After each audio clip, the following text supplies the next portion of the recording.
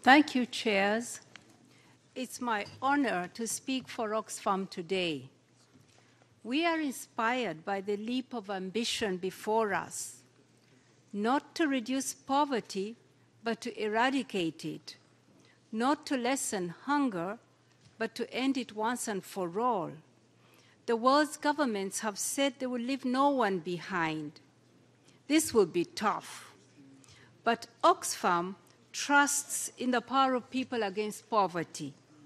We are the generation that can end poverty and hunger. Yet, we are taking another path. We have created a world where profit comes before people, where GDP is king and human life its servant, and where just 80 people have the same wealth as half of humanity. We are fossil fueling climate change, leaving the poorest to bear the brunt of the storms and the hunger this brings. Some have worked to create this world, foolishly believing themselves immune from its impacts. Others have not done enough to stop it. The vast majority have had no say.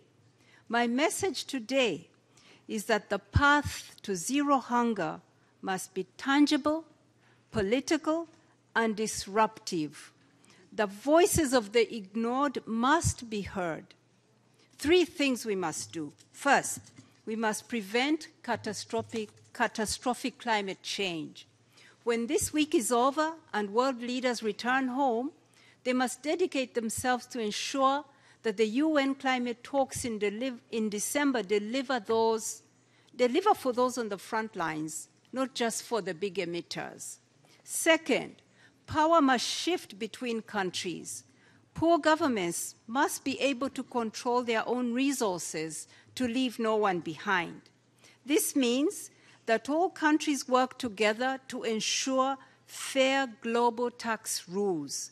We made a disappointing start at the Financing for Development Summit in Addis with the failure to agree a global tax body. We must do better. And third, power must also shift within countries. Democratic and accountable governance is required to make sure that the voices of all are heard and their interests met. These goals were created through open debate, not from behind closed doors. They will not be delivered from behind closed doors either.